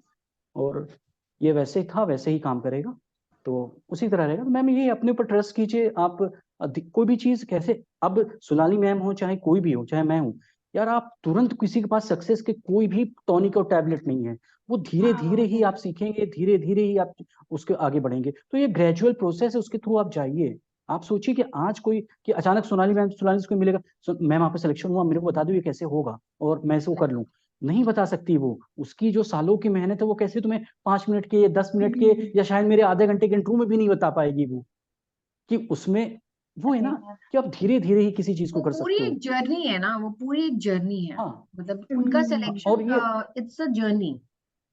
हाँ, और मेंटल स्ट्रेंथ अपनी हमेशा स्ट्रांग रखनी है यार, अपने आप को लिख लो, जैसे मैं कहता हूँ जब मेरे को आपको ज्वाइन करते हो, मैं कहता हूँ लिख लो यार, ये रैंक आएगी तुम्हारी, वो मेहनत करो, क्यों नहीं आएगी वो रैंक, बिल्कुल आएगी। आपकी क्यों नहीं आएगी, अगर नहीं आती है चलो वो एक दूसरा है अपना वो, लेकिन जब अगर युद्ध क्षेत्र में उपस्थित हो तुम, तो अपने आप को कहते हैं सबसे बेहतर योद्धा बनाने की कोशिश करो। तुम इसलिए मत पढ़ो मेरे साथ, मैं पढ़ाना भी नहीं चाहता हूँ किसी को इस तरह से कि आप मेरे साथ आओ पढ़ने के लिए सर, किसी तरह से नौकरी लग जाए यार, तो फिर बहुत लोग हैं ही नौकरी लगवा ही रहे हैं यार, जब बनना तो सबसे अच्छा बनो ना, सही बात है। सबसे बेस्ट बेस्ट करने की कोशिश करो ना।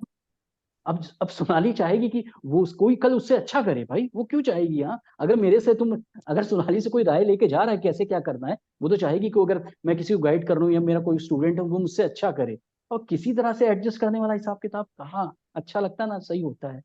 तो मुझे बस यही कहना था प्रीति मैम, मीडियोक्रेसी तो सही भी नहीं ना लगती ना, जब हम ना मीडियोकर हो तो बिल्कुल फिर नहीं, इट डजंट यार जब सोच मैटर यार जब नीदर फॉर यू सोचना है, भाई। हम जब हाथ फैलाना तो आसमान तक फैलाएंगे ना, हाँ, वो और मीडियोकर कोशिश फिर करेंगे अगर क्या चांद तक मतलब। जाना है, अगर कोशिश चांद तक जाने की करेंगे तो सितारों तक तो पहुंच ही जाएंगे, अब कोशिश ही हाँ। अगर बहुत नहीं तो कहाँ, तो वही है ना। जैसे सोनाली मैम कह रहे हैं कि यूपीएससी मैंने वो किया, उन्होंने यूपीएससी किया नहीं हो रहा था, कहा कि अब की बार BPSC मारेंगे, ठीक, BPSC में उन्होंने एंट्री की, जी सीधे बिल्कुल। रैंक 14, हाँ, तो ख्वाहिश थी चांद की, लेकिन सितारों तक तो इजिली पहुंच गई एक तरह से। कोई इसमें ऑफेंस नहीं है, कोई कंपटीशन कोई भी एग्जाम कोई वो होता है, लेकिन जो है एक और मैं सोसाइटी की बहुत जो, सेटिस्फाइड हूँ सर। हाँ, मैं अपने रिजल्ट से और अपनी जर्नी से अल्टीमेटली मैं बहुत सेटिस्फाइड हूँ, बिकॉज एक टाइम पे जब इतना डाउनफॉल मैंने देख लिया था और मुझे लग रहा था मैं बिल्कुल जीरो हूँ, जो शायद हर स्टूडेंट समझता है एक जर्नी के बाद, उसको लगता है कि बिल्कुल जीरो है, कुछ नहीं हो सकता है अब। और सोसाइटी भी उस लेवल से आपको देखना शुरू कर देती है। और उस केस में जब आप फिर से अपने आप को उठाते हो और फिर से आप तैयारी शुरू करते हो, तो और फिर से आपको इतने अच्छे रिजल्ट मिलते हैं, तो अल्टीमेटली सेटिस्फैक्शन जो है वो एकदम अंदर से आता है कि नहीं यार, अब हो गया। अब आगे जो होगा वो तो खैर अच्छा ही होगा, लेकिन एक जो खुद में जो एक ट्रस्ट खत्म होता चला जा रहा था ना, उसको बिल्डअप करना बहुत जरूरी था। और ये एग्जाम जो है मेरे लिए एक बूंद की तरह आया, और मतलब मुझे बिल्कुल यहाँ से यहाँ लेके चला गया। मेरे सेल्फ कॉन्फिडेंस को उसने बहुत स्ट्रांग किया। और अब मैं आगे की लाइफ के लिए भी, मुझे बहुत इसने स्ट्रेंथन किया है कि भाई अब इतना जब देख लिया है तो आगे तो इससे कुछ ठीक ही होगा, इतना बुरा नहीं होने वाला है। तो मैं प्रज्ञा को भी यही बोलूंगी कि आप प्लीज परेशान मत होइए, बिकॉज ये जर्नी आपको हर तरीके से सिखा के ही जाती है। और रिजल्ट तो आपका होगा ही होगा, इसमें कोई दो राय नहीं है। आप परेशान मत होइए, पेशेंट रहिए, और बिल्कुल एक सेल्फ कॉन्फिडेंस लेके अपने आप पे बिलीव करिए कि हाँ मैं कर जाऊंगी, अगर मैंने मेहनत करी है तो मैं कर जाऊंगी। आज नहीं कल होगा, कल नहीं परसों होगा, ठीक है, पर हो जाएगा। और हाँ, एक और बात, स्ट्रैटेजी वाइज अगर आपको जैसे मान लीजिए कभी कुछ समझ नहीं आ रहा है, या हम्म। आपका तो बहुत आप हौच पौच में है कि भाई क्या करना है क्या नहीं करना है, कुछ समझ नहीं आ रहा, क्या रिवाइज करना है, क्या नोट्स बनाने हैं, तो मैं क्या करती थी ना, मैं ना लिस्ट बनाती थी, मैं बहुत लिस्ट बनाती थी, हर चीज का मैंने लिस्ट बनाया था। और वो शायद अभी भी होगा मेरे पास कहीं। मैं बहुत लिस्ट बनाती थी, जैसे आज का दिन है, तो आज मैंने क्या क्या पढ़ना है उसकी मैंने एक लिस्ट बनाई, क्या क्या रिवीजन करना है हम्म। उसकी मैंने लिस्ट बनाई। फिर मैंने क्या फिर रात को मैं उसको ना टिक करती थी कि अच्छा टिक आज ये मार्क हो गया, आज ये करते हो गया, आज चलो। ये हो गया। ठीक है, तो जब आप ऐसे लिस्ट बनाने लगते हैं ना, तो आपके माइंड में ना क्लियर होता चला जाता है कि हाँ कुछ तो अब चल रहा है, भले ही स्पीड स्लो है, हम्म। लेकिन चलो 10 टॉपिक करने थे, हमने 8 ही किए, लेकिन ये 8 तो कर लिए अच्छे से, अब आगे हो के जो गए, 2 हाँ। हैं वो आगे के टारगेट में सेट हो जाएंगे। तो ये चीजें जो होती है ना, ये आपको धीरे धीरे आपका सेल्फ कॉन्फिडेंस बिल्ड करने में बहुत हेल्प करती है, क्योंकि आपको लगता है कि आप टारगेट अचीव कर रहे हो अपना, है ना। दुनिया क्या सोच रही है आप उसको भूल जाइए, आप अपने टारगेट पे फोकस करिए, और जब आप वो अचीव करने लग जाएंगे, तब आपको खुद में ट्रस्ट होना शुरू हो जाएगा। और फिर वही होगा कि मैनिफेस्टेशन जो मैंने बोला अभी, आप भी बिलीव करते हो शायद, तो वही मैनिफेस्ट यस होगा मैम। आपको, और फिर रिजल्ट आएगा, टेंशन नहीं लेना है। हाँ डेफिनेटली मैम की लिस्ट वाली चीज तो मैं बहुत करती हूँ, मतलब एटलीस्ट 2 घंटे भी है तो आई विल टेक, अच्छा ठीक है 30 मिनट्स में ये करके फिर वो हो जाता है, इनफैक्ट चलो हाँ 40 मिनट्स में, तो वो एक थोड़ा सा हाँ, कॉन्फिडेंस वो हो बूस्टर रहता जाता है। है। हम्म हाँ तो that's the hmm. Good thing, अच्छा लगता है। सो एनीथिंग जो आपको कुछ पूछना है सर से, प्रज्ञा, Sonali, anything you have to नहीं ask, मैम। or या फिर Sonali, any message you have to give to the students जो upcoming 78 BPSC के लिए अपना टारगेट कर रहे हैं, उनको आप क्या मैसेज दोगे? मैम मैं उनको यही बोलूंगी कि जो 17th पे फोकस कर रहे हैं, आपके पास आप टाइम है, आप उस टाइम को बहुत ही अच्छे तरीके से यूटिलाइज करिए, अपने शेड्यूल पे फोकस करिए, अपने टारगेट सेट करिए, प्रीलिम्स मेंस आप दोनों की इंटीग्रेटेड तैयारी करिए, और आंसर राइटिंग पे फोकस करिए, एस्से राइटिंग पे वर्क करिए, और प्रीलिम्स में भी आप मॉक टेस्ट पे फोकस करिए, नेगेटिव मार्किंग कम से कम हो उसके आप ध्यान रखिए, एंड अल्टीमेटली आप फिर रिजल्ट आपको मिलेगा बिल्कुल। एंड सर, आप क्या कहना चाहोगे, ये जो बच्चे अभी 78 बीपीएससी के लिए अपने आप को देख रहे हैं, तैयारी कर रहे हैं, आप उनके क्या मैसेज देना चाहते हैं? मैं उनसे ये कहूँगा कि मोटिवेशन तो रखना ही, अपने आप को थोड़ा डिमोटिवेटेड भी रहना है, क्योंकि मोटिवेशन कुछ आजकल ज़्यादा हो गया है। और अपने टारगेट सेट कीजिए, और देखिए ये एग्जाम है, नहीं ये एग्जाम है, प्रैक्टिकल के साथ रहिए। कभी कभी होता था हमारे इमोशंस, क्योंकि बिहार में जानते हो बीपीएससी कोई एग्जाम नहीं है, यहाँ एक इमोशंस है ये। बीपीएससी की मैं बच्चों को पढ़ाता हूँ ना, मुझे ऐसी ऐसी चीजें दिखाई देती हैं, उतनी यूपीएससी में मुझे इमोशंस नहीं दिखाई देता जितना बीपीएससी मुझे दिखाई दे। बच्चों में एक इमोशंस है, यहाँ की माटी में इमोशंस है बिहार की, तो वही इमोशन बच्चों में भी दिखाई देता है। लेकिन मैं कहूँगा प्रैक्टिकल हो जाओ बच्चों, कुछ चीजें होती हैं, एक सेट ऑफ स्टैंडर्ड्स हैं जिसको फॉलो किया जाता है, उस स्टैंडर्ड्स को फॉलो कर लो, कुछ चीजें जैसी जो बताई गई हैं उसको सीख लो। एक पेपर आएगा प्री का, एमसीक्यू होंगे, उसमें 150 क्वेश्चन होंगे, उसको कहते हैं आप सॉल्व कर देना। जब सॉल्व कर दोगे तो मेंस के लिए बुला देंगे। और मेंस में क्या होता है, बहुत अच्छा लिखना होता है। अगर आपकी अच्छी थोड़ी ठीक ठाक नॉलेज है, लिख दोगे, तो वो इंटरव्यू के लिए बुला लेंगे। इंटरव्यू के लिए जब बुलाएंगे तो उसके बाद जाके इंटरव्यू दे आना चुपचाप। और फिर एक लिस्ट आती है कुछ केबी की कंप्यूटर में, वो पीएससी के साइट्स पे आती है, उसको देख लेना, तुम्हारा सिलेक्शन हो जाएगा। बस खत्म बात। बहुत प्रैक्टिकल रहो, बहुत इमोशंस को हटा दो इसके साथ से। मैं यही कहना चाहूंगा बच्चों को, क्योंकि इमोशंस, मोटिवेशन बहुत ज्यादा हो गया है। कोई कोई एक दिन में कहते हैं 25-25 वो एक दिन में 25-25 घंटे की स्ट्रेटजी बन रही है। मैं कह यार प्रैक्टिकल रहो, सिंपल रखो अपने आप को, बेबी स्टेप्स लो, थोड़ा थोड़ा करो, और फाइनली सक्सेस अचीव कर लोगे। क्योंकि कुछ भी हो ना, समुंदर है ना, कहाँ कहाँ उसमें तुमको बस अपनी एक छोटी सी नाव लेके निकलनी है, वहां से निकल के आगे बढ़ जाना है। तुम उसके साथ लड़ाई मत करो। बीपीएससी या यूपीएससी इतना बड़ा कंपटीशन है ना, इसके साथ लड़ोगे, इसके साथ कुछ सब कुछ अपने आप पर बहुत ज्यादा इसके साथ वो करोगे, एक एफिनिटी बनाओगे ना, उठा के फेंक देगा। ये हमेशा कुछ करता, बस किसी तरह से निकल के यहाँ से निकल जाओ इससे। ये तुम इसको नहीं दे सकते, ये हमेशा चकमा देता रहता है कोई भी एग्जाम। तो आप बस एक सेट ऑफ स्टैंडर्ड्स फॉलो करो, रूल्स जो हैं सिंपल स्ट्रेटजीज हैं, मैम ने भी बताई है, मैं भी बताता रहता हूँ, उसको फॉलो करके और छोटे छोटे कदम बढ़ा के आप आगे बढ़ जाइए और सिलेक्शन लीजिए और सुकून से अपनी लाइफ जिए। बस यही है और कुछ नहीं है। प्रीति ma'am. So yes, this was it. तो ये था हमारा एक बहुत ही insightful session the civils का, जिसमें we discussed about the 70th BPSC strategy as well as UPSC, और जो भी जिसके I guess जो भी doubts थे, जो भी जिसको कुछ भी clarity नहीं मिल रही थी, I hope this session will be helpful for you all. ठीक है। और बाकी कभी भी किसी को कोई भी प्रॉब्लम होता है तो feel free to contact us. हमारी सारी डिटेल्स आपको मिल जाएंगी जब ये वीडियो अपलोड होगा उसमें। सो टिल देन जितने भी एस्पिरेंट्स आगे चाहे वो यूपीएससी के हो, बीपीएससी के हो, चाहे यूपी किसी भी एग्जाम के हो, चाहे any state PCS, wishing them all the very best. सब अच्छे से अपने गोल तक पहुंचे और सिलेक्शन ले। और that's it. So thank you Sonali, thank you Pragya, thank you sir, और thank you so very much for your valuable time. So thank you ma'am. that's Thank it. you, Thank ma'am. you. Thank you, sir. Thank you, ma'am. Thank you, sir.